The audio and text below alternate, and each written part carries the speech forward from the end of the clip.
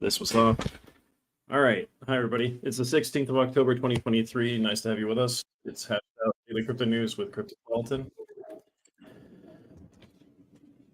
Let's start talking about the news. Thanks for joining. If you're with us right now, hi, Binance user 2AEC3. Thanks for joining. David Schwartz responds to Hoskinson's take on SEC's ETH decision.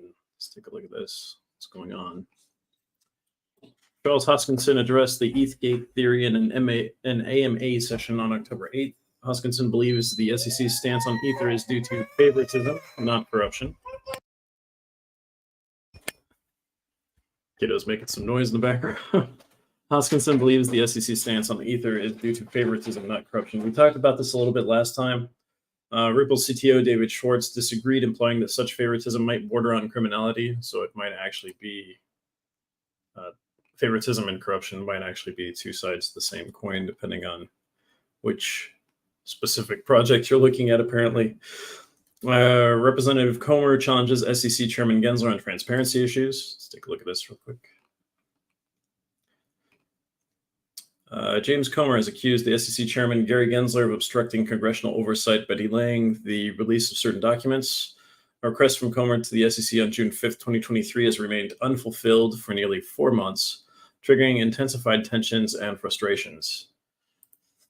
It's like one of those things when you ask for something and you don't get it. You may be familiar with situations like that. For example, sometimes you have a client that doesn't necessarily pay on time. You have to keep asking. They just don't do it. You know what I mean? Well, yeah, I've been in that situation before. Maybe you have too. But wait, what's this? Maybe we have someone that can speak to that. Hey, how's it going? Good. How are you? Good. Hey, I appreciate that. Yeah, I think not getting paid is kind of a problem for most people, especially if you're a service provider around the world. So, yeah. So my company, and I thank you for throwing it to us. We're looking at trying to build a system to help you with that. So, we're looking at we're using a company. Our company is called TradeSmart.me. We're using the Ethereum network to create smart contracts that are basically for everybody that does international service, trade in international services or goods. If you're a software developer, if you sell something across borders, you can use our system to kind of create an escrow account to make sure that you actually get paid, and based on the smart contract that you actually create while you do it. It's a one-button deployment of basically any actual text-based contract. That sounds awesome. And is there a place to go check this out? Like, yeah, man. Anybody that'd like to, please go to tradesmart.me. That's TRADESMART.me, and sign up for our beta test. We're currently in the process of finishing it up. Should be ready to go in the next month or two. But we really need people in your audience to come and support us and give us feedback. More to the point, like we're going to need feedback to make sure that we make this product as best as possible and as useful as possible for everybody that's working on it. So if you or your clients have ever been in that situation where you just want to control the actual transaction internationally and make sure that you have a trustless system, come on over to tradesmart.me, see what our system is about, enjoy some of the videos, and sign up. Yeah, I'm actually signed up, so. Yeah. Yeah, thanks, Philip. Yeah. I'm looking forward to trying it out. For sure. I think it'll be great. Thanks for hopping on. Thank you, man. Take care. Thanks. You too.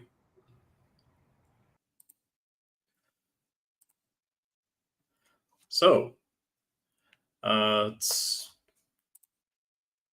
any feedback from you guys on that would be great as well, by the way, if you guys enjoyed that, or there are things like this we can do in the future. Yeah, feel free to check out TradeSmart.me. All right, let's get back into the news. Let's see. Bank of England's governor teases nail-biting rate choices ahead. Let's see what's going on with that.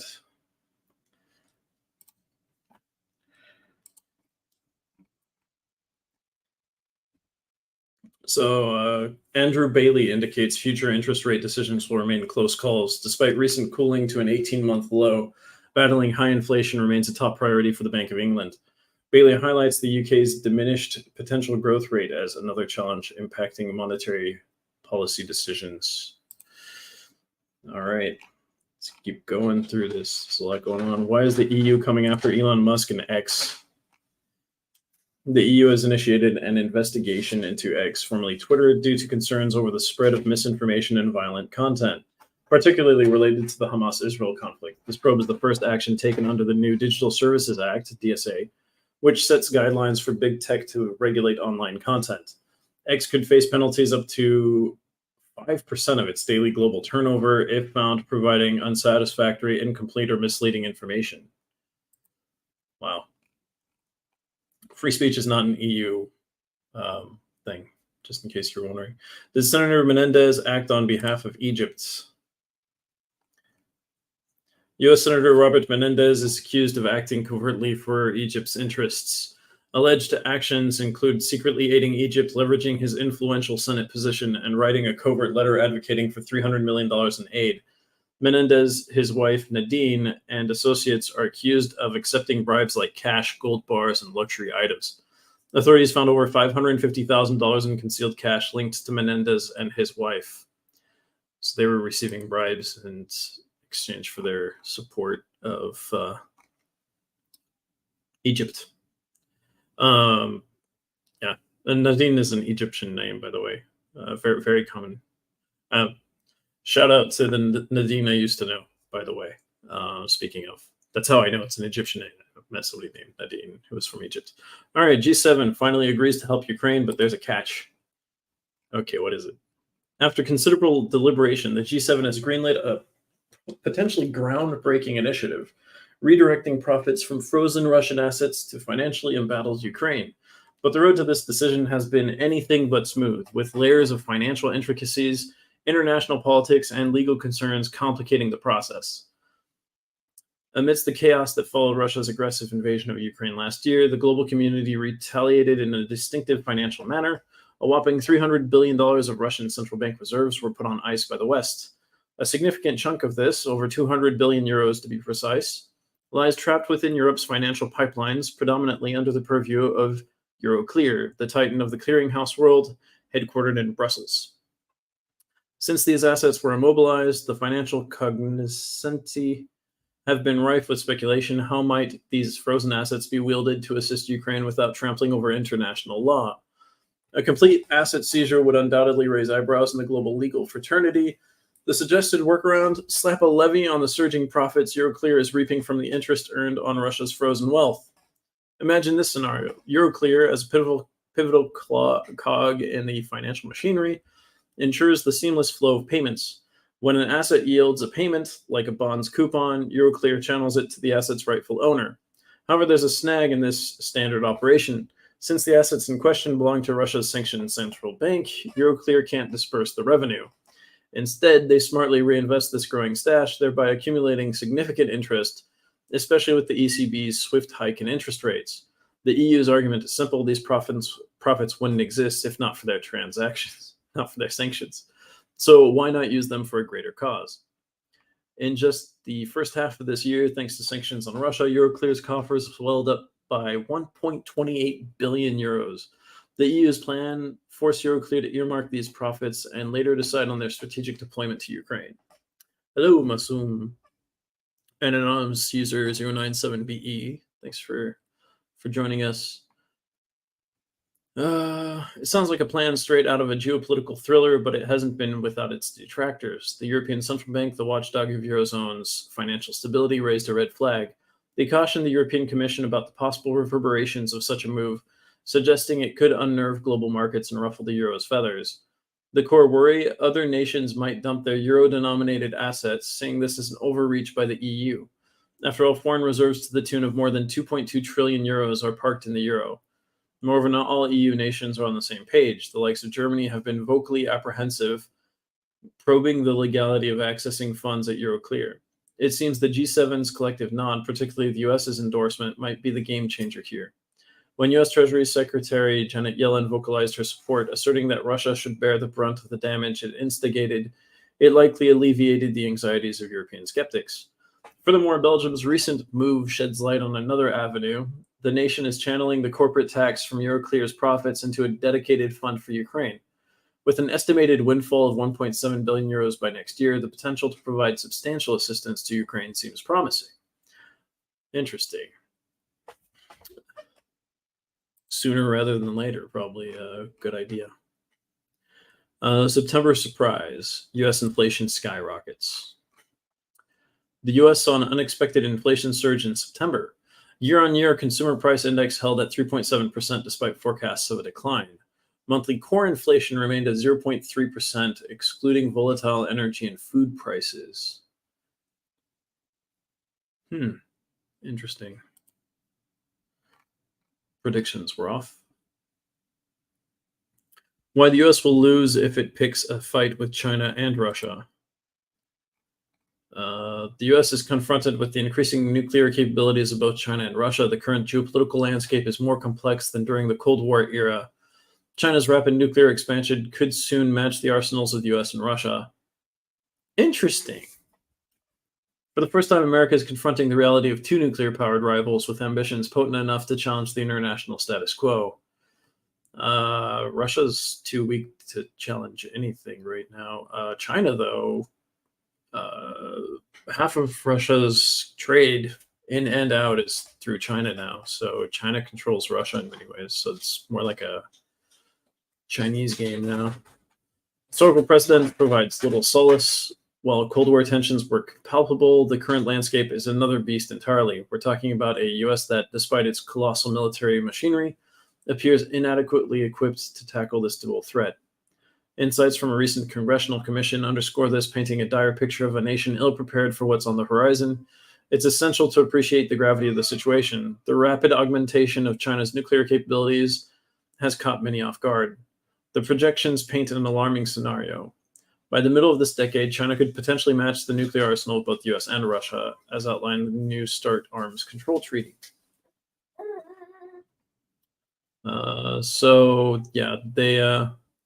The Commission's recommendations run the gamut from enhancing the number of B-21 strategic bombers to considering the theater nuclear forces in the Asia-Pacific region. That's kind of okay. But herein lies a potential pitfall. Diving headfirst into an arms race could easily backfire, cause the others to also go into an arms race. Yeah, that is a risk of that plan, yes. All right, so let's see. From boom to bust, 3 economic paths the world could take. The world's economy is shifting due to 3 significant changes: fragmentation, increased volatility, and the rise of the supply side. Fragmentation may lead to regional interdependencies rather than global interactions, challenging the traditional belief in economies of scale. Increased volatility, influenced by climate events and geopolitical disruptions, could be mitigated by diversifying regional supply chains. Governments are becoming more active in economic dynamics, marking the resurgence of the supply side. This can lead to both potential inefficiencies and increased stability. Yep, that sums it up right there. Hi, Binance user 7E03E. Dark clouds over China's banking sector begins to fail. China's banking sector faces potential instability. Central Huijin Investment boosts its stake in major banks, possibly signaling underlying issues. Banks struggle with effects of the property crisis, including mortgage boycotts and bad loans. Historical patterns show similar interventions by China's sovereign wealth funds during past crises. Yep, it's a lot. HKVAC's strategic rebalancing to reflect cryptocurrency market dynamics. HKVAC astutely recalibrates its cryptocurrency indexes, featuring the addition of Hedera, Maker, and Quant, and the notable replacement of USDC with XRP. Amidst tightening regulatory scrutiny globally, Hong Kong's digital asset market remains vibrant and attractive, with HKVAC's redefined indexes solidifying the region's commitment.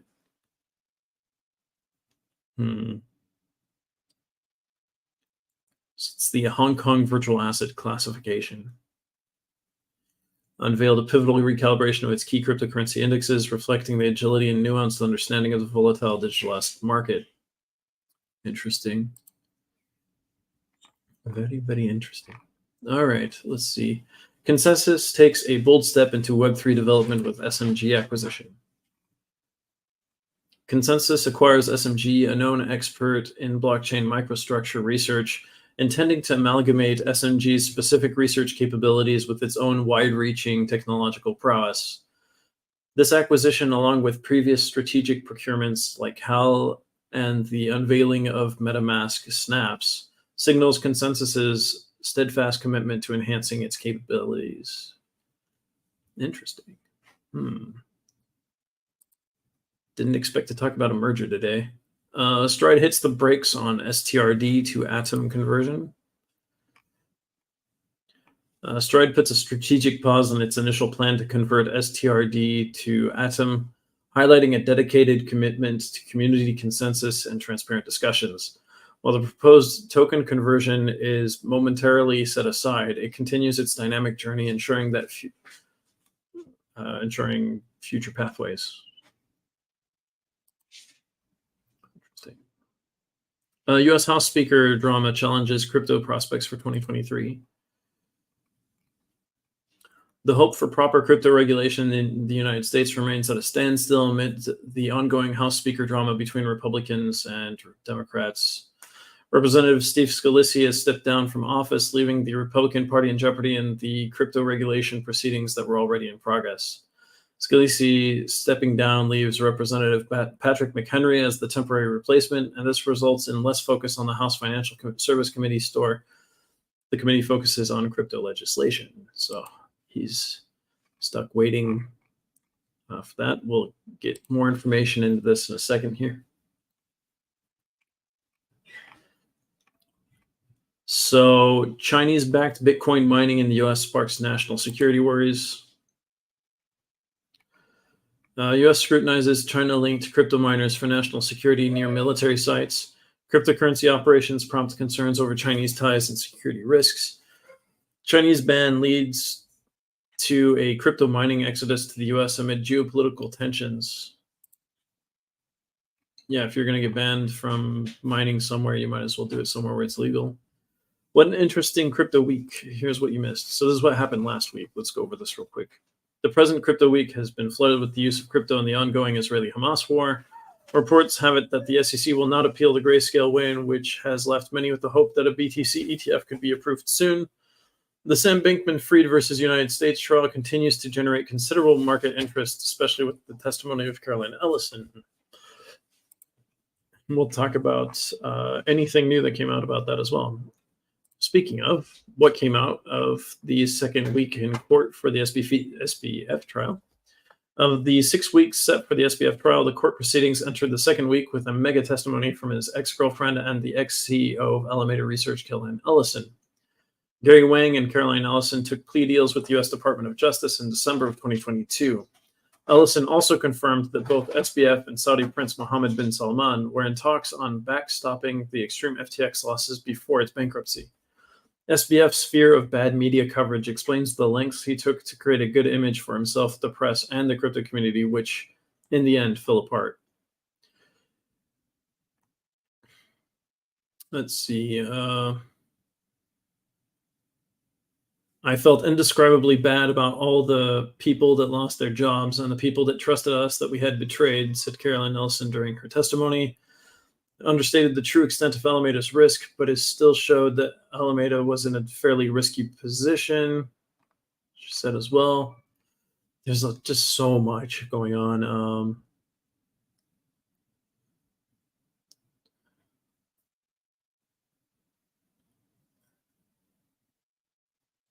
They tried to get regulators to go after Binance to avoid getting hit themselves and all kinds of things. It was a mess.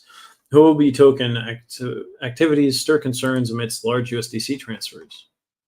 Ooh, what's going on here? Kaiko Research unveils unusual activities related to Huobi token. HTX observed converting a large amount of Tether USDT to USDC over 3 months. HTX's Just Lend product offers users staked USDT in return for USDT deposits. Recent findings by Keiko Research have brought to light unusual activities involving the Huobi token, previously known as HTX. Significantly, a massive conversion of Tethered into USDC has been observed over the last 3 months. Moreover, following these conversions, large transfers of USDC were sent directly to Binance, hinting at a close tie between these two major exchanges. Besides these transactions, HTX's product, Just Lend, presents another layer to this intrigue. For every USDT deposited into the system, users are granted one staked USDT. This staked amount supposedly yields interest with the USDT invested in safe treasury instruments. However, the amount stored in STUSDT deposits, a whopping $400 million, coincidentally matches the amount secretly channeled to Binance. Although no evidence of illegal activities has surfaced, HTX's trading patterns are under scrutiny. Notably, when WorldCoin introduced its WLD token earlier this year, Keiko noted unusual clusters of buy and sell orders. In a startling revelation, the trading volume of altcoins valued below $1 billion skyrocketed from $1.4 billion to $3.4 billion within July. HTX stood out in the scenario, bagging a hefty slice of global exchange volumes. Additionally, during this period of intense trading on HTX, exchange volumes were generally muted, adding to the puzzlement. Moreover, Poloniex experienced a similar spike in activity. Linked to HTX and Poloniex, Justin Sun has previously been accused of manipulating TRX trading. Additionally, the vast amount of HTX reserves concentrated in one asset has alarmed institutional investors. This has resulted in notable fund withdrawals from HTX. Furthermore, regarding USDT holdings, HTX significantly lags behind Binance. This is very strange. Like, all of this is extremely strange. Okay. ProShares prepares to launch unique short Ether strategy ETF. So with the upsurge of BTC and Ether ETFs applications in the US, the ProShares investment firm is set to launch a unique short Ether strategy exchange traded fund, or ETF. The ProShares short Ether strategy is set to launch in November and is also scheduled for listing on the New York Stock Exchange ARCA exchange. The strategy aims at capitalizing on Ethereum price dips and allowing traders to invest at lower risks. Interesting. Hi, Aranga 1983. Nice to have you with us.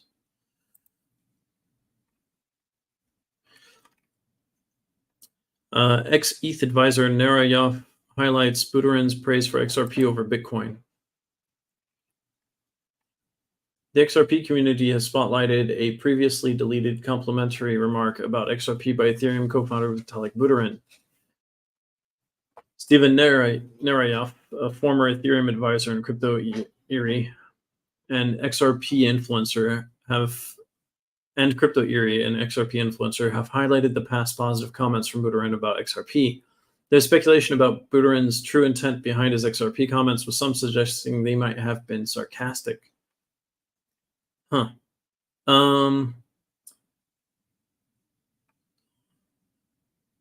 we have an example?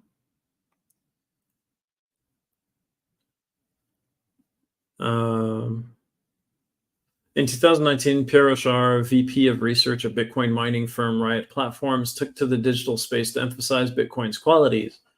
Rochard opined that Bitcoin represented the epitome of sound money, making it the ideal stablecoin and store of value. However, in response to Rochard's view, Buterin suggested an alternative. He posited that XRP might be a better fit. He highlighted that the XRP price chart would demonstrate similar characteristics to Bitcoin. Additionally, Buterin pointed out that XRP's strength came from its institutional adoption and partnerships within the cryptocurrency industry. Consequently, he indicated that this made XRP a more appealing choice. Significantly, there's been some debate about Buterin's intentions with his statement. Some believe Buterin's comment might have been tinged with sarcasm, especially due to the trademark signs he included with phrases like institutional adoption and partnerships. However, this interpretation remains a matter of conjecture. So we have no idea. Hi, Sapunk. Nice to have you with us. Warren Buffett sees profit rise from Nubank, his indirect Bitcoin venture. Despite his skepticism towards cryptocurrencies, Warren Buffett has indirectly benefited from the rise of digital currencies through his investment in Nubank. Berkshire Hathaway invested $750 million in Nubank, a digital crypto trading bank now valued at approximately $840 million. Nubank's introduction of its altcoin Nucoin has caused its stock price to rise by over 100%, making it a standout asset in Buffett's portfolio. Interesting.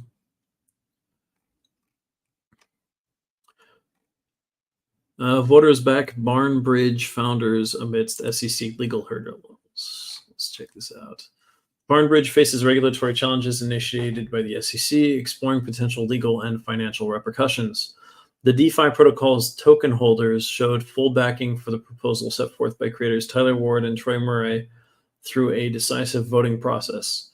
A vital proposal seeks to grant the creators authority to take necessary actions for compliance with the SEC directives.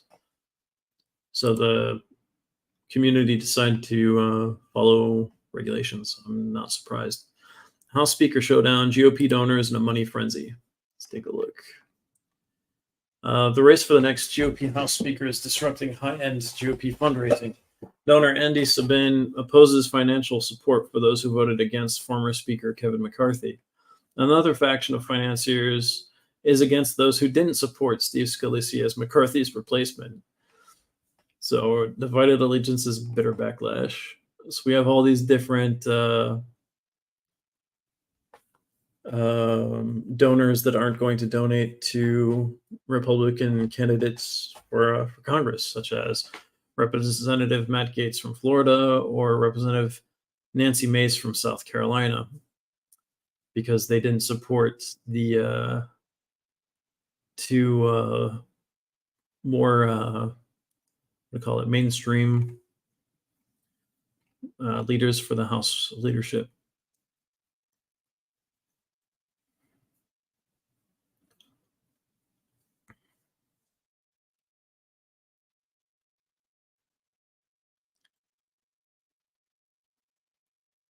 Crazy. And we'll talk about that more in a second here. Inflation's sneaky grip. World leaders scramble for solutions. Global inflation is causing economic turbulence worldwide. The U.S. faces a soaring 3.7% inflation, making further interest rate hikes likely. China teeters on the edge of deflation while considering a stock market stabilization fund.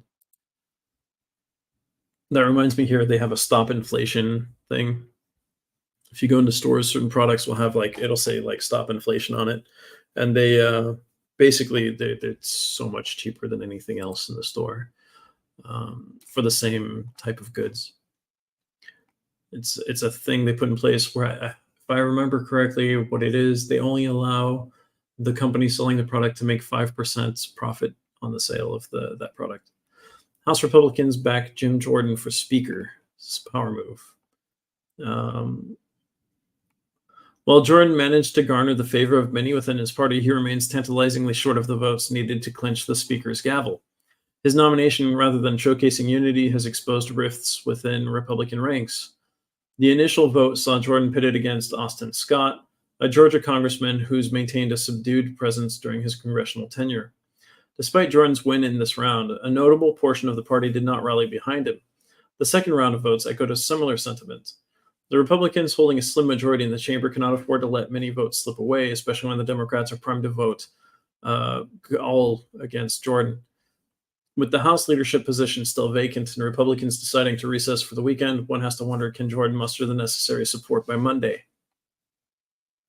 The leadership tussle within the Republican Party is not a new saga. Just weeks ago, the spotlight was on Kevin McCarthy, who found his leadership challenged and ultimately upended by a faction within his own party. McCarthy's exit opened the door for contenders, with Steve Scalise emerging as an initial favorite. However, like a twist in a political thriller, Scalise's ambitions were short-lived, leaving Jordan as the frontrunner. Jim Jordan isn't your stereotypical leader, especially when compared to previous Republican figureheads like McCarthy. Jordan's political career has been marked by his staunch conservative stances and his vocal criticism of party leaders. Notably, he's a known ally of former President Donald Trump and played an instrumental role in amplifying the unfounded allegations of fraud in the 2020 election. His association with the former president was further cemented with Trump's endorsement last week. I was actually surprised that Trump would endorse anyone for this, as it could it's like a double-edged sword. It could keep some people from voting for him and could bring some people to vote for him. So it's kind of complicated.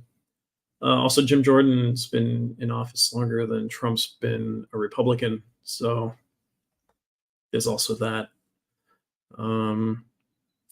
His current role as the Judiciary Committee chair sees him delving into an impeachment probe against President Joe Biden, a move criticized by Democrats. Of course it is. The vocal Republican believes he can bring unity within the party and convey their mission to the country, yet Democrats don't share this sentiment. Of course they don't. House Democratic leader Hakeem Jeffries labeled Jordan as a purveyor of chaos, stressing that his nomination wasn't in line with bipartisan efforts. So one thing you need to know about Jim Jordan is he's not somebody who's pushed a lot of legislation himself. He's mostly somebody who, during committee hearings, does a lot of work there, including going after anybody who may have had something to do with corruption or abusing their role in government. That's kind of his specialty. If you haven't been paying attention to American congressional politics for the last 10 years, he's often the guy that asks the hard questions to people that they're investigating. So I think Democrats are kind of scared of him being the Speaker of the House, to be honest. Without a Speaker, the House stands paralyzed at a time when global crises are unfolding, from the escalating conflict in the Middle East to Russia's aggression in Ukraine. There's also the looming partial government shutdown, making the leadership void even more concerning. Republicans surely recall the humiliating episode earlier this year when McCarthy's bid for the Speaker's role became an extended spectacle. Supporters of Jordan argue that his aggressive approach could be an asset in negotiations with Biden, the Democratic majority Senate. However, dissent within the Republican ranks is palpable. Many seem hesitant to support him fully, and this fractured stance could prove detrimental to his bid. History seems to be repeating itself. He tends to be very quick when he talks, very to the point, not a lot of fluff. So it might make negotiations faster.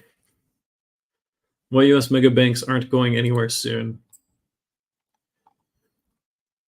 Despite the U.S. interest rates at a 22-year high, mega banks like JP Morgan Chase, Citigroup, and Wells Fargo are thriving.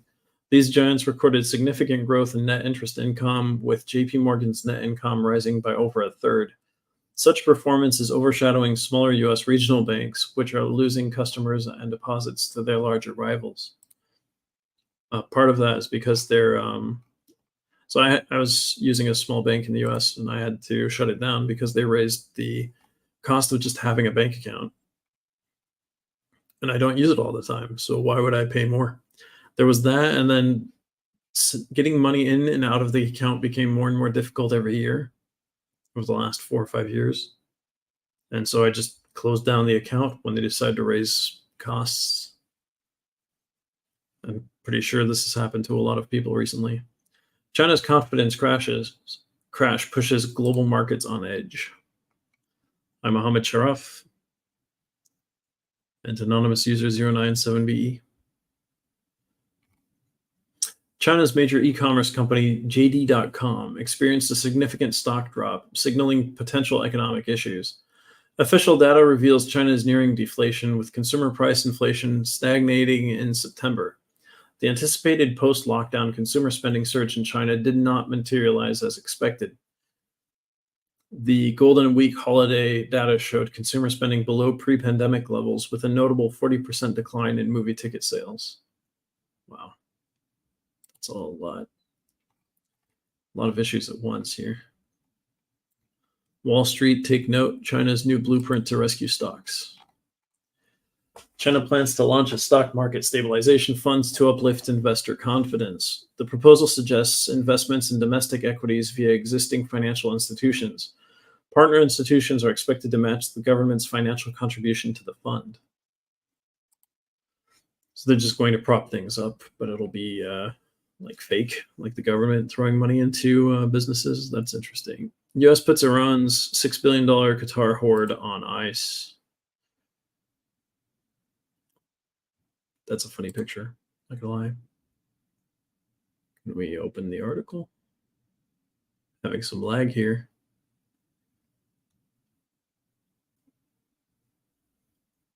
Uh-oh.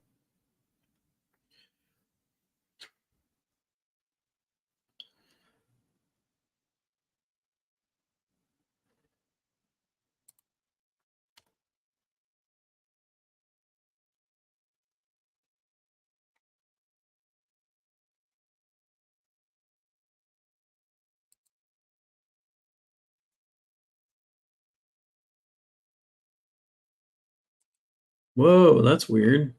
Okay, let's try this again one last time. Okay, looks like I had some kind of issue with the connecting to the server. The Biden administration faces intense scrutiny as they grapple with $6 billion in Iran's assets currently resting in Qatar. Despite initial intentions of these funds being directed towards humanitarian aid, political upheaval has left the U.S. with the daunting task of ensuring the money doesn't find its way into the wrong hands. Iran's hands are always the wrong hands. Why would you? Anyhow, this is a long story. So originally, as part of a prisoner exchange with Tehran, the U.S. sanctions the movement of the frozen Iranian assets from South Korea to Qatar. This was under the stipulation that the eventual fund transfer to Iran would be strictly for humanitarian purposes. But as often is the case in the volatile realm of international relations, intentions don't always translate into outcomes. The mere relocation of these assets to Qatar, which maintains close relations with both US and contentious players like Iran and Hamas, quickly emerged as a political thorn for the Biden administration, particularly following the recent attacks on Israel, which Hamas is funded and armed by Iran, as is Hezbollah and a bunch of other enemies of Israel and American allies and the US. So, of course, people are calling him out for it. What's more, this ongoing geopolitical soap opera has not gone unnoticed domestically. The sudden eruption of hostilities on the Israeli front incited clamoring calls from both sides of the political aisle, urging the White House to double back, freeze the assets, and prohibit any potential transfer to Iran. In a bid to temper the political flames, top U.S. officials have been laboring to convince Congress and the American public that these funds are tightly sealed under their vigilant watch, ensuring they won't slip into Iran without the U.S.'s explicit endorsement. The omnipresent John Kirby, a chief communicator at the National Security Council, asserted that the money remains untouched in its Qatari vault, accessible only under strict U.S. oversight. They should probably send it to Hawaii and help rebuild Maui. I'm just saying. Be a better use of funds. Or since it's closer to Ukraine, just send it there. Since Iran's our Russian ally, that would be a really big slap in the face. Can global regulators really curb the fake news frenzy? Probably not. The rise of digital communication has also increased the spread of misinformation. Elon Musk's platform X is under scrutiny for allegedly promoting distorted content. Misinformation spikes during politically charged events across various platforms. Yeah. Generative AI technologies have been a game changer in the media industry. These softwares adept at churning out convincing visuals and text are a boon for creators, but a bane for regulators. Big tech companies such as Microsoft supported OpenAI and Meta are racing to monetize these AI capabilities. Yet the proverbial safe nets ensuring the responsible use of these technologies are lagging. Despite the rapid strides in AI development, regulators appear to be trailing in the dust. The EU, renowned for its proactive stance, is earnestly trying to address the issue. Meanwhile, heavyweights like the US and China are deliberating over potential regulations. The UK hopes to spearhead a global collaborative effort, organizing a summit on AI regulations and nudging tech giants like OpenAI and Google's DeepMind to offer deeper insights into their technological underpinnings. Marietje Schaake, an esteemed EU advisor, underlines 2024's significance, terms the year of democracy. 2024 will witness pivotal elections in nations like the US, EU, and India. It's true, there are going to be a lot of elections in 2024. I forgot about that. The looming threat of manipulated media might tip the balance in these democratic processes. Vehemently argues for third-party audits to check biases in content and a more transparent examination of content moderation decisions. What if a majority of the media belongs to a certain group of people that want to push a certain narrative? Then you have a problem as well, right? You have fake news in the actual media sometimes. Carolyn Ellison's key moments at the SBF trial. We were talking about this earlier. The star witness Sam Bankman-Fried's fraud trial struggled to initially recognize the former billionaire due to his changed appearance. Ellison expressed deep emotion when recounting a message she sent to Bankman-Fried during the collapse of FTX in Alameda. Bankman-Fried mostly appeared detached during Ellison's testimony, but had moments of visible emotional reaction.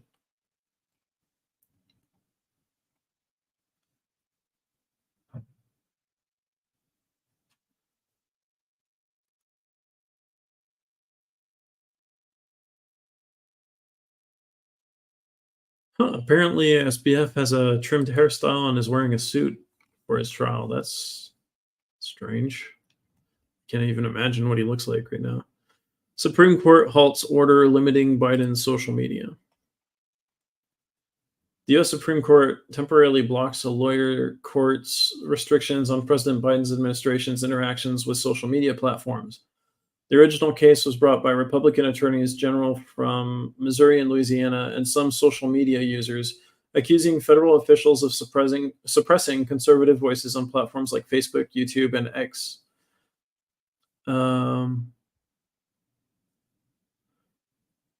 So, in a world where the balance between freedom of speech and misinformation is constantly tested, the U.S. Supreme Court takes center stage. As we close another week, the nation's highest judicial body has stood firm against the lower court's attempt to limit President Joe Biden's influence over social media platforms. Conservative-leaning speech, especially on prominent platforms like Facebook, YouTube, and the platform formerly known as Twitter, now X, is alleged to be under attack. This latest ruling by the Supreme Court, albeit a temporary one, comes as a respite for Biden's administration. But it's essential to understand the roots of this legal tussle. Missouri and Louisiana's Republican attorneys general, along with a group of social media aficionados, cried foul, accusing federal officials of suppressing conservative voices on the internet's major stages. They assert that these actions are far from the American ideal of free speech as enshrined in the First Amendment. They claim there's an unlawful push to mute their voices, especially on topics as crucial as the pandemic and the 2020 elections.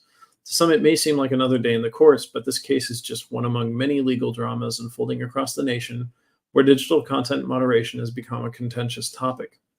On one side, Democrats and liberal factions decry the avalanche of misinformation, particularly concerning public health, vaccines, and election fraud. On the other side, conservatives and Republicans vehemently argue they're being sidelined, their voices tightened by digital behemoths. Free speech and all that. The administration's stance and what's ahead. The Biden administration's official stance is one of responsibility and due diligence. They believe their actions, far from being unconstitutional, aim to mitigate the rampant spread of misinformation online. The idea is to flag content that goes against the policies set by these very platforms. It's less about muzzling and more about maintaining some semblance of digital decorum. Yet in the undercurrents of this debate, the question remains, where's the line? Louisiana-based U.S. District Judge Terry Doughty thought he had the answer when he issued an injunction back in July.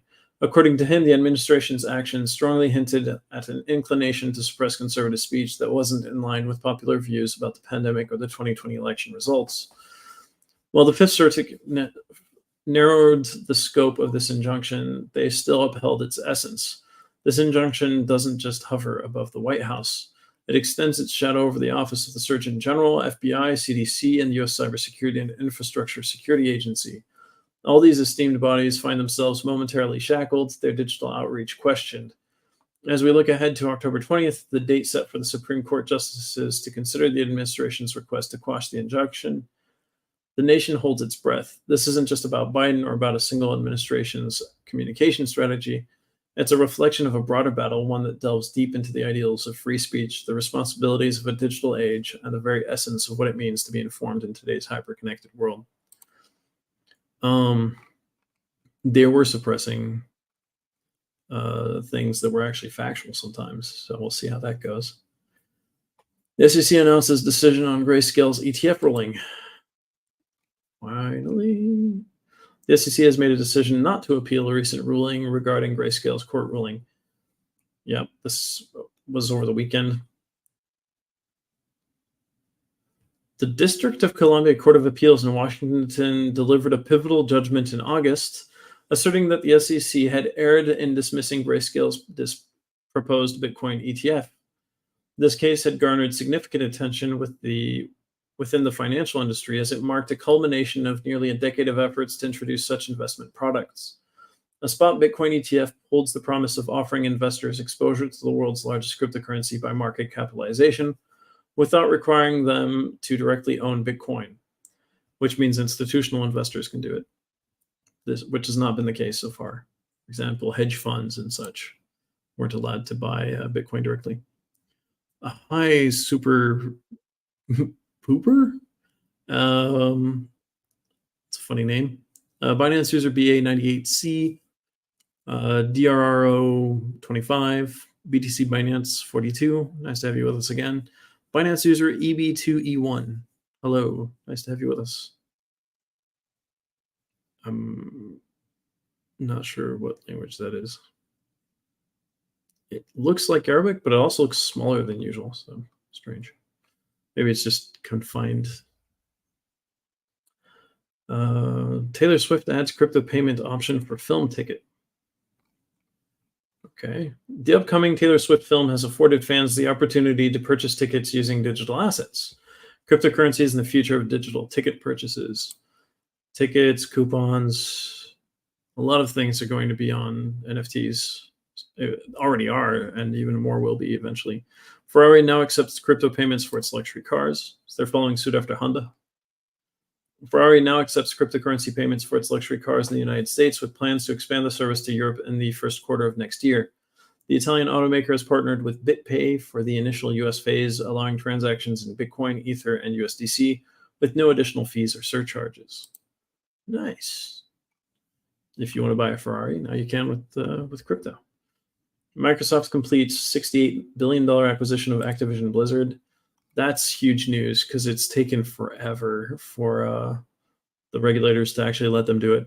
Microsoft has announced the completion of its acquisition of Activision Blizzard, and that means they own World of Warcraft, right?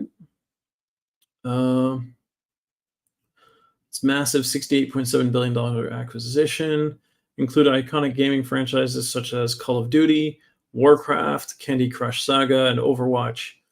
These newly acquired gems join Microsoft's existing intellectual property, which includes popular titles like Minecraft and The Elder Scrolls.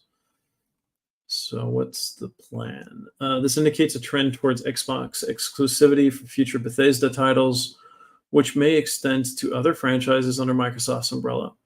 Although Microsoft's intentions regarding exclusivity for most Activision Blizzard titles remain unclear, it is plausible that similar exclusivity arrangements may emerge, potentially leaving PlayStation and Nintendo players without access to some major gaming franchises. In an announcement, Phil Spencer stated that Xbox is actively working on integrating Activision, Blizzard, and King Games into its subscription service Game Pass and other platforms. He promised that more details would be shared in the coming months. Xbox Game Pass is Microsoft's subscription service that offers access to a library of over 100 games for a monthly fee. While major titles like Call of Duty, Overwatch 2, and Diablo 4 won't join the service this year, Microsoft intends to introduce Activision and Blizzard games to Game Pass beginning in 2024, marking a significant expansion of the Game Pass library. What will happen to the Blizzard games launcher? Will that integrate into Xbox? Ubisoft now possesses perpetual cloud streaming rights for all Activision Blizzard games, including Call of Duty. This allows Ubisoft to include current Activision Blizzard games in its game subscription service, Ubisoft Plus. Ubisoft can also license streaming access to other cloud gaming providers, presenting a unique opportunity in the world of cloud gaming. The deal also secures cloud streaming rights for Ubisoft for the next 15 years for Activision Blizzard games. This comprehensive agreement was part of Microsoft's broader strategy to acquire Activision Blizzard while addressing regulatory concerns. So this is actually a huge win for Ubisoft and Microsoft. There's a lot of soft in this story. Interesting. So you can play Call of Duty on, like, next year, Ubisoft or Xbox. as far as launchers. Okay. Did not expect that. MetaMask stages a swift comeback to Apple's App Store amid security concerns. Yes, Friday we talked about how MetaMask was taken off of the Apple App Store. MetaMask was temporarily removed from Apple's App Store, but has since been restored, sparking concerns among its user community. The removal coincided with a surge in fake MetaMask apps that have led to compromised accounts, including that of billionaire Mark Cuban. The team behind MetaMask, the renowned Ethereum native wallet, alerted its community that Apple had removed the application from its App Store. However, in a turn of events, the wallet is now again available for download. This development has, without a doubt, provided relief to the MetaMask community, even as it reinforces the need for ongoing vigilance against the backdrop of a rising number of security incidents in the crypto industry. The abrupt removal set off a ripple of concern among users who vocalized about the removal on various social media platforms. Responding promptly, the MetaMask team confirmed the removal but alleviated concerns by stating it was not related to anything malicious. Apple's service policies likely caused the app's removal. The marketplace prohibits apps from running unrelated background processes such as crypto mining. Moreover, the event unfolded at a time when the crypto community is increasingly wary of the fake MetaMask apps that are circulating on the internet. These fake applications have compromised numerous accounts, even ensnaring Mark Cuban, the billionaire owner of the Dallas Mavericks, in their deceitful web. Consequently, the MetaMask team used the occasion to remind users to exercise caution and to steer clear of dubious applications. If you come across any fake MetaMask apps on the App Store, please report them immediately. My top priority is to get this sorted out quickly and protect users from any fake apps, they said. Why is this only happening on Apple? I don't see any problems on... I say that. Let me check the Play Store for Android real quick. See if I find some fake MetaMask. MetaMask.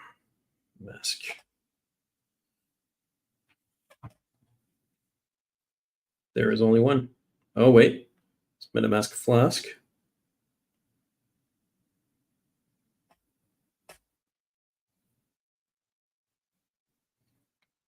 And then just MetaMask.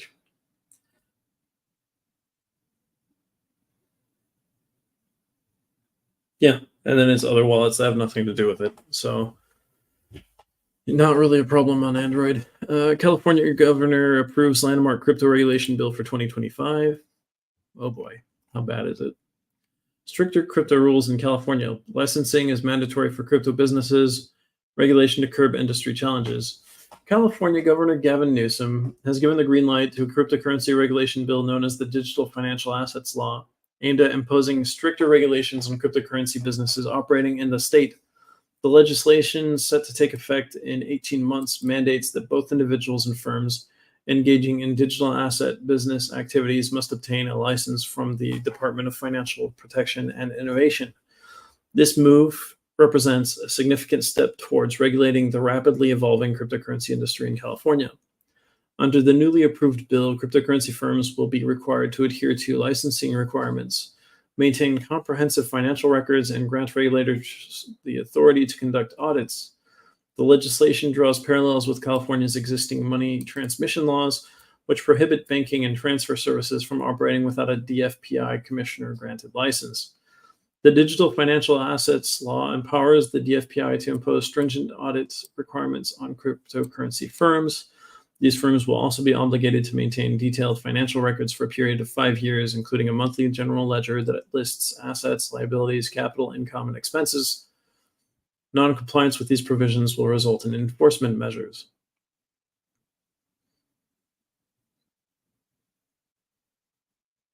This development marks a notable shift in Governor Newsom's stance on cryptocurrency regulation. Approximately a year ago, Newsom declined to sign a similar bill that sought to establish a licensing and regulatory framework for digital assets within California. At that time, he expressed concerns about the legislation's flexibility in adapting to the rapidly changing landscape of cryptocurrencies. Newsom had indicated that he was awaiting federal regulations to emerge before collaborating with the legislature to create a more comprehensive regulatory framework for the cryptocurrency industry in California. However, this latest approval demonstrates the state's determination to establish its own regulatory framework in the absence of federal action. Beyond California, the United States is actively exploring additional regulatory measures. That's interesting because California usually goes against a lot of federal trends as well. For example, not allowing people to steal in stores. Americans beware, credit card surcharges are on the rise. Oof, that's scary. America has seen a significant rise in credit card surcharges. Pandemic led to a spike in card payments with a 51% increase in credit card purchases from 2015 to 2021. Last year, U.S. merchants paid $160.70 billion in processing fees for card payments. It's a lot of money just in processing fees. All right. Wow. Why higher for longer rates demand explanation from central banks? Central banks are signaling a change towards maintaining higher interest rates for a prolonged period. A clear reason behind this long-term hold strategy is essential to anchor rate expectations. The policy rate isn't as influential as it seems. Minor adjustments have limited impact on inflation. That's true. There are a lot of other factors. Weekly crypto price analysis. We'll look at these later as well. So let's see what it says. Weekly crypto price analysis reveals major coins have been trading at their lower levels for the past week. Bitcoin has been trading in bearish territory, hovering around $26,500 with a few spikes. The selling pressure on most other major coins has been quite significant for the past week. So we're talking about last week now. We'll see what happens in a few pages as we'll go to CoinMarketCap after we go through the news. Cryptocurrency dilemma. UK government and regulatory bodies at crossroads over advertising rules. By the way, please don't hesitate to subscribe so you get notifications when we go live. We had 200 subscribers disappear last week. It's very strange. So yeah, definitely please subscribe. City Minister Andrew Griffith calls for clarity and leniency from the FCA regarding new crypto advertising rules, highlighting the struggles and conflicts emanating from the ambiguous regulations. The UK government, particularly under Prime Minister Rishi Sunak, aims to foster a flourishing environment for cryptocurrency businesses.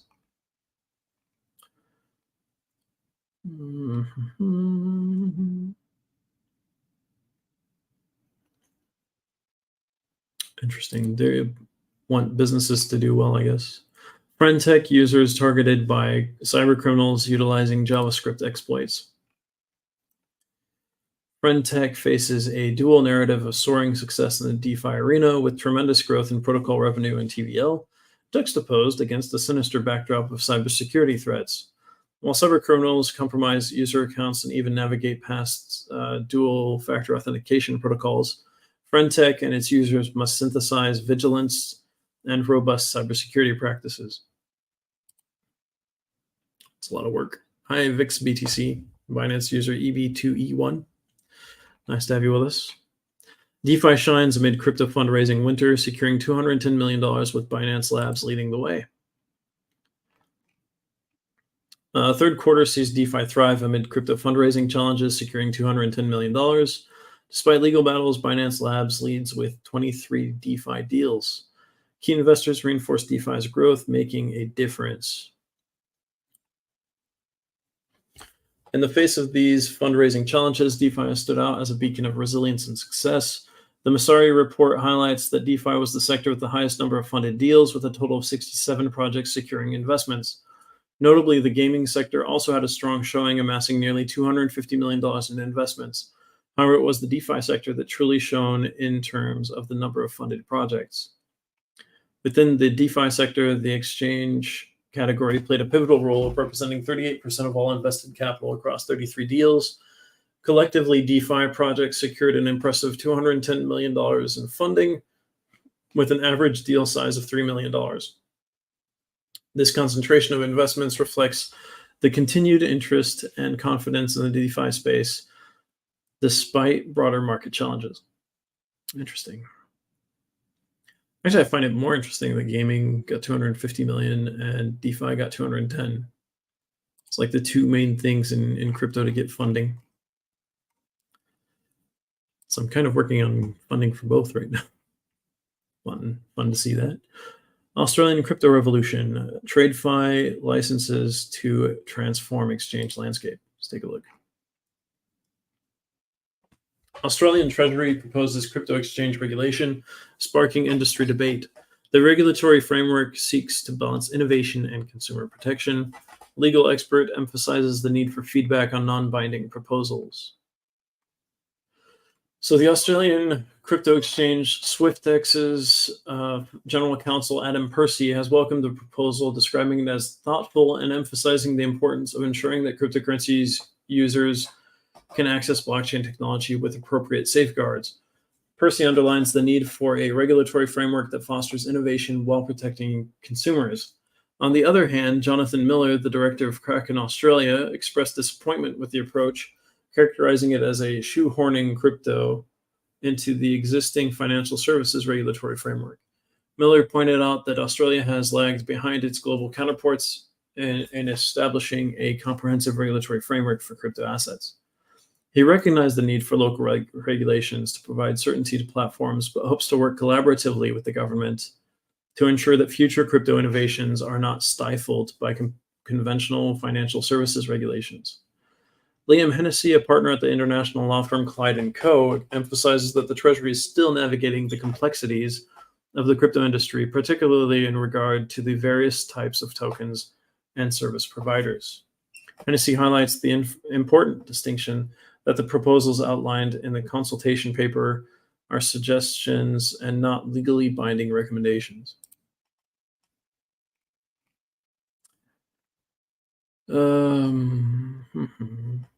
NFT markets decline reflects progress towards authentic utility.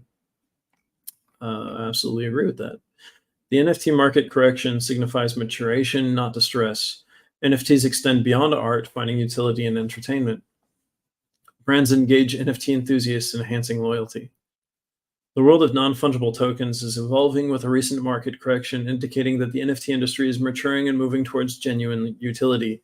As the industry experiences a notable decline in prices and trading volume, several Web3 executives believe that this is a natural part of the market's evolution.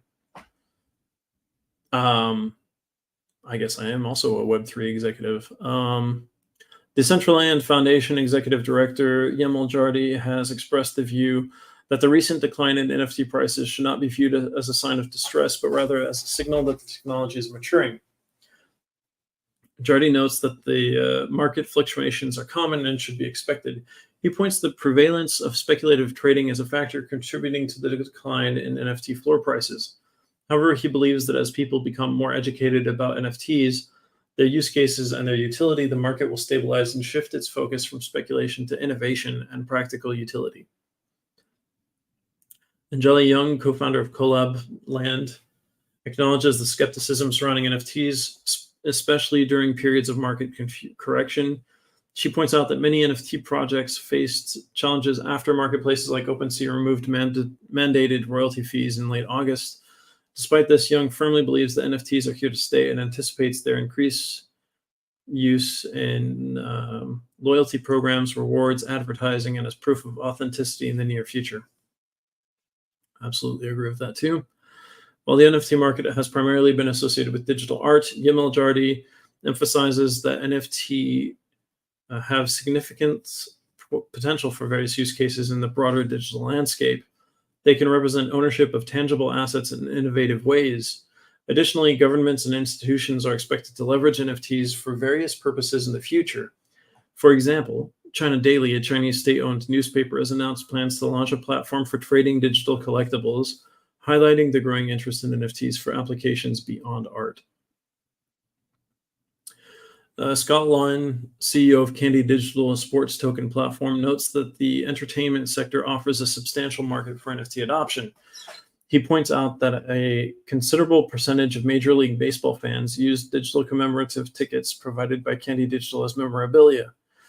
demonstrating the practical utility of NFTs. NFTs are not limited to artistic collectibles, they can serve as real-time utilities in various contexts.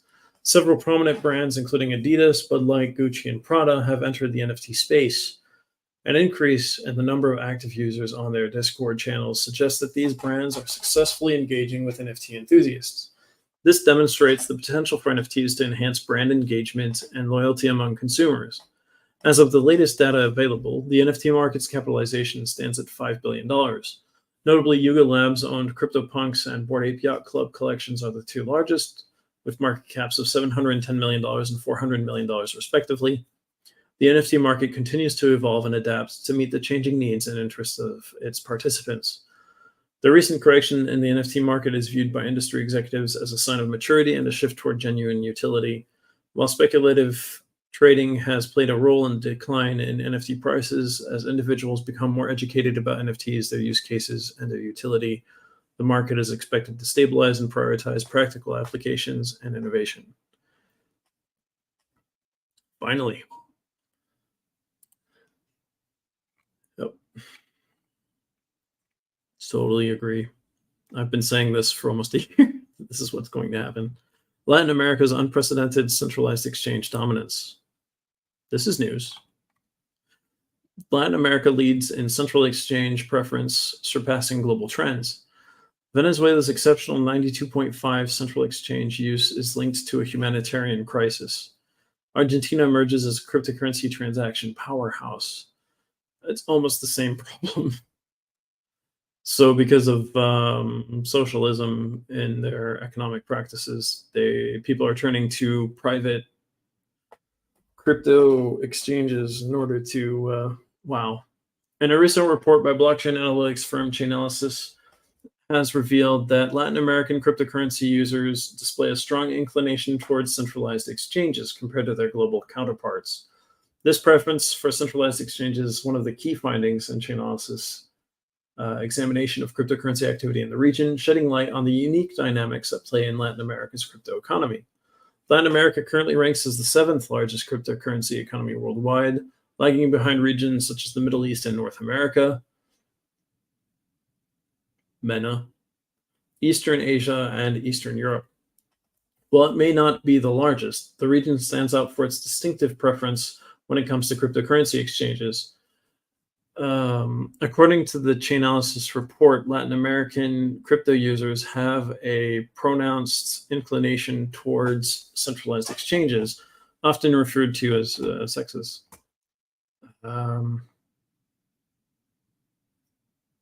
Additionally, the region tends to lean away from institutional activity compared to other parts of the world. I wonder why. Maybe it's because the institutional activity is, what's the word? Incompetent. Closer look at Latin America's crypto preferences and ranking. Let's see. Within Latin America, some countries exhibit particularly pronounced preferences for sexes over dexes, decentralized exchanges, defying the global averages. Notably, in Venezuela, the preference for sexes is remarkably high at 92.5%, while dexes garner a mere 5.6% of user preference. The report highlights that Venezuela's unique surge in crypto adoption can be attributed to a complex humanitarian emergency. I wouldn't say complex, but okay. In 2020, amidst the COVID-19 pandemic, cryptocurrencies played a pivotal role in directly aiding healthcare professionals in the country. Traditional payment methods faced challenges due to the government's reluctance to accept international aid for political reasons. This compelled Venezuelans to turn to cryptocurrencies as an alternative means of supporting essential services. Colombia, another country in Latin America, demonstrates a significant preference for sexes, with 74% of users favoring them, while dexes account for only 21.1% of preferences. This substantial disparity showcases the dominance of centralized exchanges in the country's cryptocurrency landscape. Argentina stands out in terms of cryptocurrency transactions volume in Latin America, having received an estimated $85.4 billion over the last 12-month period ending on July 1st. This indicates a robust cryptocurrency ecosystem and a growing acceptance of digital assets within the country. Chainalysis Global Crypto Adoption Index ranks countries based on their cryptocurrency adoption levels. In this regard, 3 Latin American nations have secured notable positions within the top 20 ranks: Brazil occupies the 9th position, highlighting its substantial presence in the cryptocurrency space. Argentina follows closely in 15th place, showcasing its increasing importance in the global crypto landscape. Mexico also earns recognition, securing the 16th position on the index. That's Latin America, real quick. Let's see. Where are we? Major global banks embrace XRP through Volante's integration with Ripple. Volant's solution offer real-time payments and ISO 20022 compliance. A long-standing Volant Ripple partnership marks a pivotal moment in fintech. Interesting. Solana's big score FTX estate locks down 5.5 million coins. FTX estate stakes a massive 5.5 million SOL coins, signaling strong confidence in Solana. The transaction worth $122 million was sent to Figment, a staking validator firm tailored for big investors. Staking not only offers financial gains, but also helps in maintaining the Solana network. Interesting. The FTX needs the money as well. So it makes sense.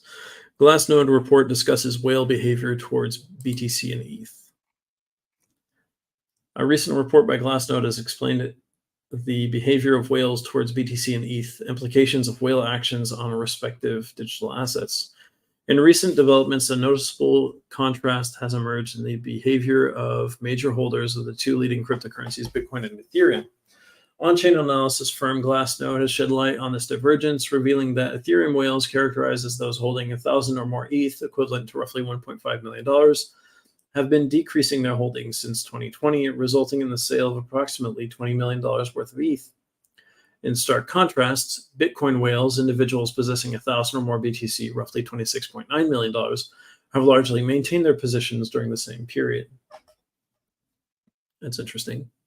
I think if I was a Bitcoin whale, I'd stake it and make more somehow. You know, I don't know. Just thinking out loud.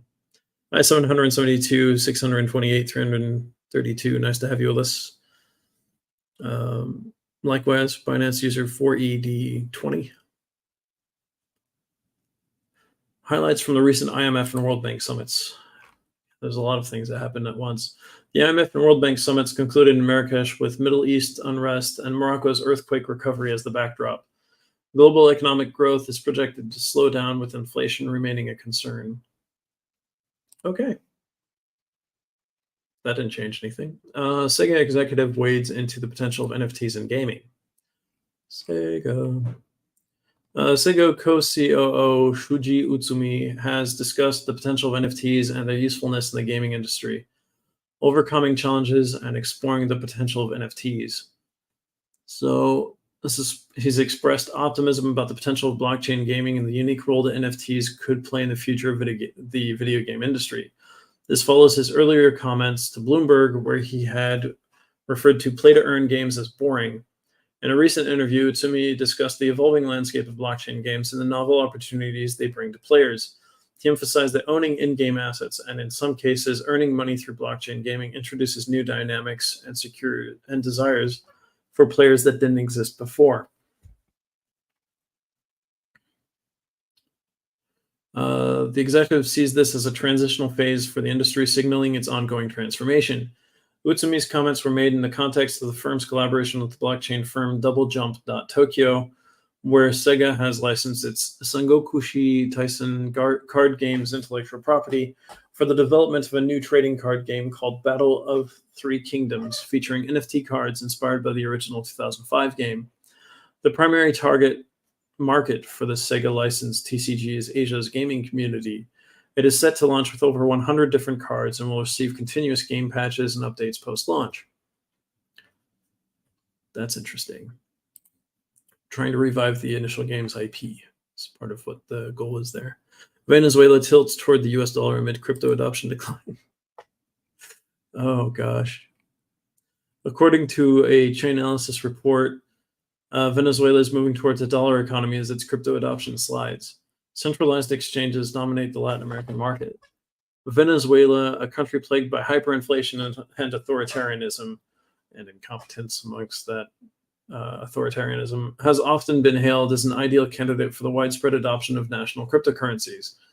The rationale behind this optimism has been the need for protection against the devaluing bolivar and an avenue to escape Nicolas Maduro's authoritarian regime and their incompetence. I don't think I can ever say Maduro in a sentence without saying he's incompetent. However, recent data from Chainalysis suggests that Venezuela ranks fifth in the total cryptocurrency value received within the Latin American region and doesn't even make the top 20 globally. Wow. Chainalysis' 2023 Global Cryptocurrency Adoption Index, which focused on Latin America, provided some insights into the situation in Venezuela. The report emphasized Venezuela's unique crypto utility, given its challenging political context and the well-documented issue of hyperinflation. Javier Bastardo, the organizer of Satoshi in Venezuela, the country's largest grassroots Bitcoin group and Bitfinex's Bitcoin ambassador to Latin America, doesn't find these numbers surprising. According to him, Venezuelans are more interested in obtaining access to the global reserve currency, the US dollar. He asserts that the country has been moving towards a de facto dollarized economy internally for years. The narrative that hyperinflation would lead to a widespread shift to Bitcoin is, in his view, inaccurate. Stardo has observed that people are more likely to use stablecoins before venturing into the world of the top cryptocurrency. However, Bastardo points out that stablecoins are likely seen as a transitional step in the Venezuelan quest for real US dollars. This perspective aligns with that of Kevin Hernandez, founder of the Venezuelan media outlet Cryptodemia and author of My First Days in Bitcoin. Hernandez believes that Venezuelans aren't particularly interested in cryptocurrencies themselves, but are instead seeking access to US dollars. He notes that the country's economic uncertainty has increased the demand for less friction options, such as Zinli, which provides easy access to dollars. Chainalysis also highlights another factor that should drive the Venezuelan cryptocurrency economy: its authoritarian rule. The report suggests that crypto's most unique use case in Venezuela lies in its ability to enable citizens to resist the oppression of the Maduro regime. Yeah. It's sad. I had a situation a long time ago where my history teacher in high school, one of the last 2 years of high school, was saying that we should all take note of the Venezuelan system and try to have that in France. This was a French teacher. And I told him, yeah, but they can't even buy flour or butter or milk, and they can't make bread. It's horrible. Like, people are starving. And he was very, very defensive and very angry for me kind of discrediting what he had said in front of the entire class. Years later, I found him at the train station, and he talked to me and apologized for that remark and said I was right. And then he asked me to vote for a French political candidate. I don't remember which one, a left-leaning candidate. It's kind of funny. He was passing out flyers for the elections. Anyhow, Ripple lawsuit against SEC deepens suspense amidst Coinbase battle. Will XRP be listed in Hong Kong? The cases filed against Ripple and Coinbase by the United States SEC puts the commission in a bad light with the crypto industry. Despite the XRP news headlines on the lawsuit, it's evident that XRP investors are still confident in the digital asset. XRP secured a 6.94% share in the HKVAC Cryptocurrency Global Large Top 5 Index and Equal Weight Index, prompting investors to ask if the coin will be listed in Hong Kong. We shall see. New Bitcoin whales join the market as Ethereum loses inflation to BTC. Over 15 new BTC whales owning over 100 BTC have graced the market, joining in the ongoing battle between Bitcoin and Ethereum to be the leading global crypto coin. Ethereum has witnessed a decline in its whale account holders, those who own over 1,000 ETH. ETH's burn rate is at 402,000 ETH per year, and with its whales exchanging their assets, its losing inflation is displaying a potential dip in market price. The increase in BTC whales has increased the stability of the coin. while the decrease in ETH whales could risk a price going as low as $1,400. Whoa, okay. We'll see how that goes. Hi, Angel Ria. Nice to have you with us. Current geopolitical tensions could rock global economy. The global economy is experiencing turbulence similar to the 1970s, with events like the COVID-19 pandemic and Russia's invasion of Ukraine disrupting markets. The VIX index and the frequent usage of the word uncertain in analyst reports indicate increasing global volatility. Traditional forecasting models are becoming obsolete as politics and foreign policy increasingly influence the economy. Yes, absolutely. Like, we're seeing how important economic policy actually is. We took that for granted for a long time. Regional debt markets waver amid Israel-Hamas war. The Israel-Hamas conflict is causing upheaval in regional debt markets, especially affecting Jordan and Egypt. Investors fear a rapid escalation of the situation, causing a rise in borrowing costs in neighboring countries. Jordan's bond yields for 2030 have jumped significantly, indicating market concerns about a potential refugee crisis. Let's see how that goes. All right. Tune in Asia's Crypto Weekly Roundup you can't miss. Let's take a look. Israel-Hamas tensions. Crypto Aid Israel Fund established. Cryptocurrency used for funding Hamas. Those are two different things, just so you know. The Israeli government managed to grab some funds that were meant for Hamas in crypto. The Crypto Aid Israel Fund helped the people that find the bodies after the attacks, so they can be buried with honor, basically. I think it's Zaka is the name of the organization. A lot of the money went so that they can have protection vests and helmets and things to avoid, getting shot or hurt while they're getting bodies of civilians that were killed. So that's part of what's going on there. Why is the U.S. so restless over Iran? The U.S. is concerned about Iran's potential escalation in the Israel-Hamas conflict. Qatar plays a key mediation role while the U.S. seeks broader Middle East and global support, including from China. Amid the rising tensions, there's a fear of a wider conflict, especially with Hezbollah's involvement in Iran's backing. So asking China is a mistake, because China said that if the U.S. did anything in the Taiwan Strait, they would do something about America's Israel. That's quoting a publication on social media by one of the Chinese government's subsidiaries. Charles Hoskinson dismisses ETHgate scandal, argues Ethereum and XRP serve different ecosystems. Cardano founder Charles Hoskinson refutes allegations in the ETHgate scandal, emphasizing that Ethereum and Ripple's XRP operate in different ecosystems with distinct focuses. Ripple CTO David Schwartz challenges Hoskinson's views, asserting that government favoritism aligned with personal interests could indeed be termed as corruption. So they're still having this debate off and on, it looks like. From Israel to indices, global markets sense storm ahead. Tensions rising in the Middle East are sending ripples of unease across global markets. With Israel at the epicenter of these tremors, investors worldwide brace for significant fluctuations, as evidenced by their shifting attention towards haven assets and a possible rethinking of global interest rate perspectives. Havens beckon in troubled times. As market players anticipate another whirlwind week, traditional safe haven currencies like the US dollars, Japan's yen, and the Swiss franc are drawing increasing attention. These usual ports in a financial storm are expected to remain under a spotlight, especially as market kickstart in Sydney. The Australian dollar, perceived as more risk-sensitive, could witness another bout of pressure given its drop during the previous week's opening. Furthermore, gold's substantial surge, its most notable since March, underscores this trend of investors seeking safety. On the other side of the spectrum, oil prices and treasuries will likely undergo rigorous scrutiny.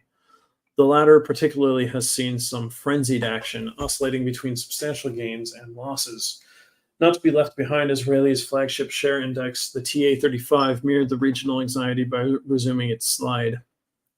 Middle Eastern melodrama meets global markets. Israel's escalating situation, characterized by its army prepping for significant on-ground action in Gaza, set the backdrop for this global market unease. The broader geopolitical dynamic is equally intricate. The U.S. has been engaged in covert dialogues with Iran, attempting to stymie further conflict escalation. To further underline America's vested interest in this volatile scenario, Secretary of State Antony Blinken's Middle Eastern tour covering Jordan, Bahrain, Qatar, Saudi Arabia, and the UAE, with a notable return stopover in Israel, exemplifies the seriousness of the situation. With a broader conflict looming, global financial watchdog Bloomberg Economics warns that an all-out Middle Eastern war would push the world economy into a debilitating recession. Such a scenario only adds to the existing laundry list of investor anxieties. Right now, the only certainty is uncertainty. Ed Al-Husseini, a strategist at Columbia Threadneedle, sums up the current climate, hinting that an adverse macro scenario and unpredictable interest rate movements might amplify global volatility. For the moment, the international investment community remains focused on the tumultuous Israel-Hamas dynamics. However, seasoned currency traders seem more inclined to monitor Federal Reserve's next moves. Market volatility gauges, however, tell a tale of increasing uncertainty. The Swiss franc has skyrocketed against the euro, reaching a zenith unseen in over a year. Concurrently, the American dollar extended its winning streak to a fourth week. Volatility within the stock markets, particularly the S&P 500, is also on the upswing. Then we have all the internal stuff in the U.S. that we've talked about already recently. It's a lot going on.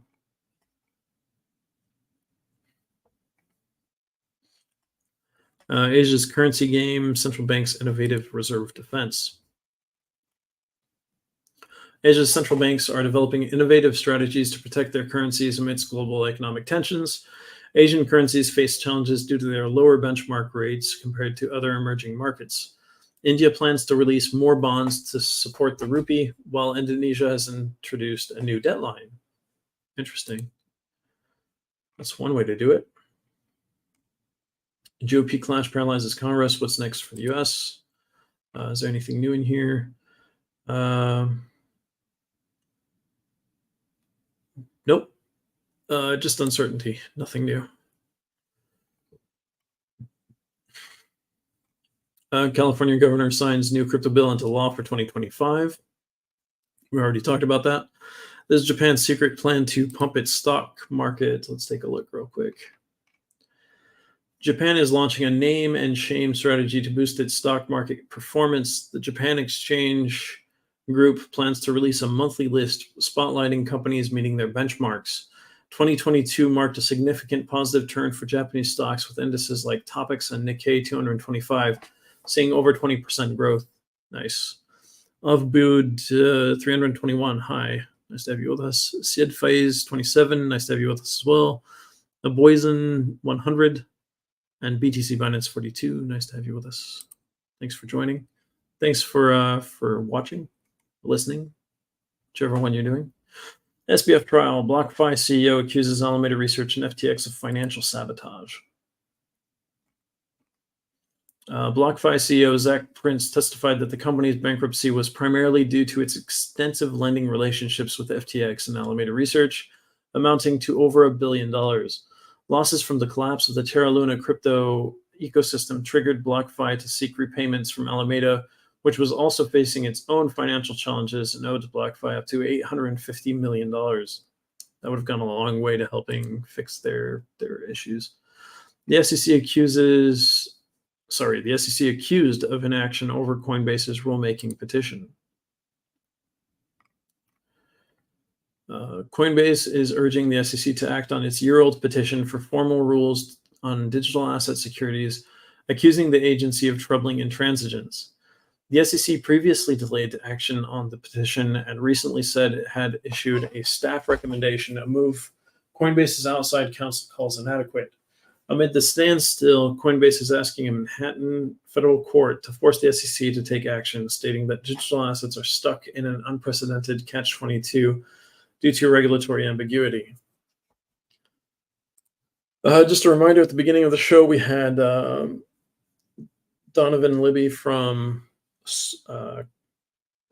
TradeSmart jump on. If you guys don't know what that is, it's so if you're, for example, providing IT services to a company, in your country or overseas. TradeSmart allows you to have the funds already in escrow so that they can be, so you know that they can pay. So it gets rid of some of those issues. If you're interested in joining their early stage, go ahead and go to tradesmart.me, tradesmart.me to sign up for the initial phase for free in order to test it out. Definitely try it out. Let's see. We have, from what I can see, one more news article, and then we'll go check out CoinMarketCap, if I'm not mistaken. Yep, that is true. If you are interested in getting a banner ad like this one on Cryptopolitan.com, feel free to reach out to me, just philip@Cryptopolitan.com. And I'll send you pricing and everything else you need for marketing and PR with Cryptopolitan. So that's another thing. All right, let's see. Leading companies driving global transformations through blockchain solutions.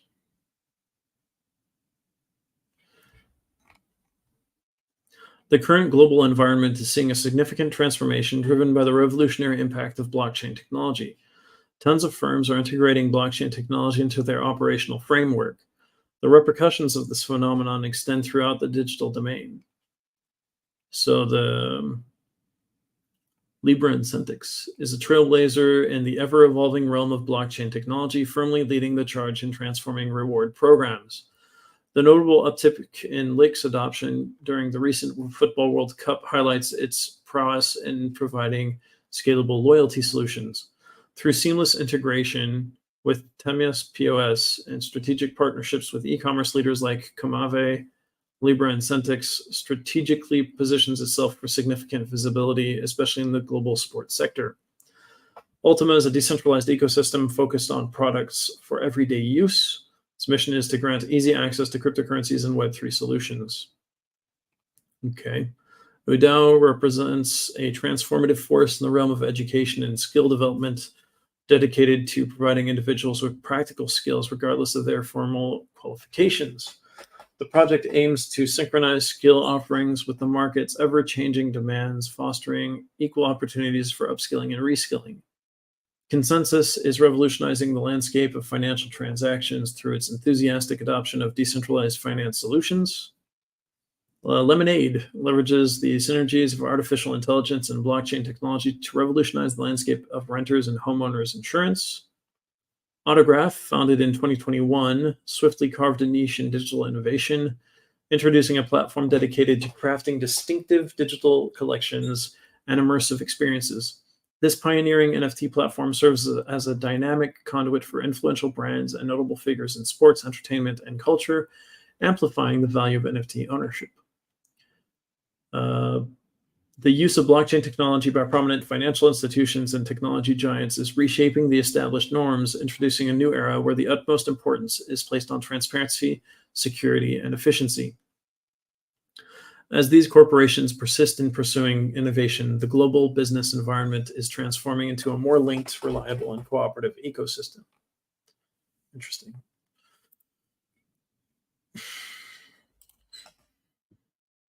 Okay. Oh. Upbit Singapore requires initial approval for NPI license from Singapore Central Bank. Upbit Singapore receives in principle NPI license approval from the Monetary Authority of Singapore, aiming to expand its operations and serve institutional investors. The approval aligns with the trend of major crypto firms seeking regulation in Singapore, solidifying its reputation as a major hub for digital finance. Hi, Binance user 88448. Nice to have you with us. We have a few more articles to go through, apparently. Binance completes 25th BNB burn, eliminates $450 million worth of tokens. Wow. Saudi's SAMA chief raises concerns over cryptocurrencies at G20 meeting. SAMA Governor Ayman al-Saryari highlighted the urgent need for robust supervision and regulation of cryptocurrency activities, supporting the roadmap set by the IMF and the Financial Stability Board. Amidst global economic slowdown with expected growth at around 3% for the upcoming year, Saudi Arabia stands out with strong non-oil sector growth thanks to its structural reforms. Wow.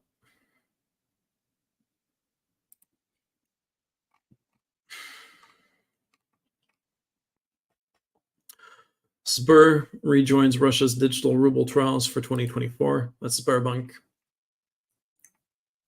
A leading Russian bank and tech player commits to the 2024 central bank digital currency trial. This decision comes after Sber's unexpected exit from the pilot's initial phase. Herman Greff, Sber's CEO, confirms the bank's decision, signaling broader financial sector involvement. Yeah, they're a pretty big bank. Even I know about them, and I haven't been inside Russia itself. Revolut's PayPal lead call for extended MiCA grace. So they lead a call for extended MiCA grace. Let's see. Crypto companies, including Revolut and PayPal, seek an extended transition period for the upcoming MiCA regulation in Europe. MiCA aims to standardize licensing and enhance anti-money laundering measures by December 2024. France's AMF is already updating its rules for digital asset service providers, aiming to align with MiCA by January 2024. But we don't know what MiCA regulations are actually going to be yet. It's kind of very unclear. U.S. government holds $5.3 billion in Bitcoin reserves. That's quite a lot. FTX bankruptcy estates $150 million staking move amid SBF's trial. FTX bankruptcy estates strategic crypto staking could yield substantial returns.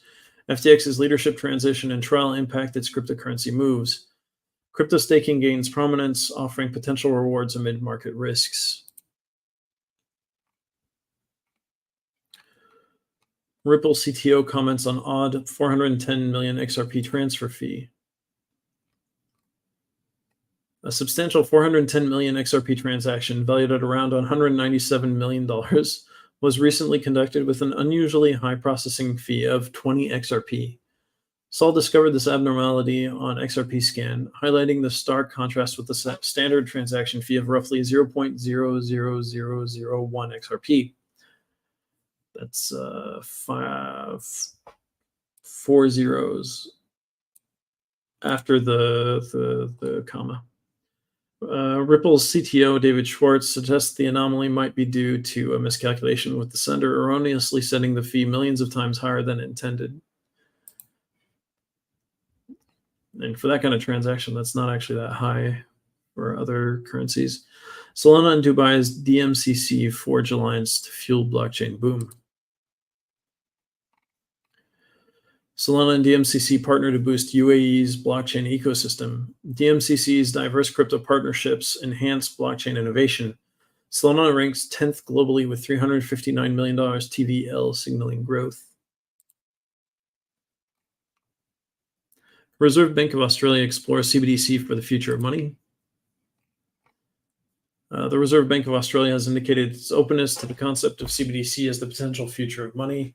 Brad Jones, the Assistant Governor Financial System of RBA, highlighted the significance of tokenization and tokenized forms of money. He cautioned against the risks associated with stablecoins issued by private entities. Australia's crypto exchanges seek new licensing regime targeting 2024 draft legislation. Okay. The Hong Kong-based crypto exchange OSL's owner weighs sale at $128 million valuation. OSL, a Hong Kong-based digital currency exchange firm, goes into the market for sale with a valuation of $128 million. OSL has been a prominent organization, and it is one of two firms that have one crypto license in the Hong Kong region. According to the Bloomberg report, BC Technologies' weight on selling parts of the business mirrors a broader consolidation trend in the crypto market. Yeah, it's starting to happen. Ether hiding, a novel way for hackers to hide malicious code in blockchains. Hackers invent ether hiding, a sophisticated technique used to conceal malicious codes on blockchain networks. Through ether hiding, unsuspecting targets are duped into updating their browsers with fake prompts. Considering that 43% of all websites are run using WordPress, Gardo suggests website owners be extra vigilant with their security strategies. How do they do this? Compromised WordPress website.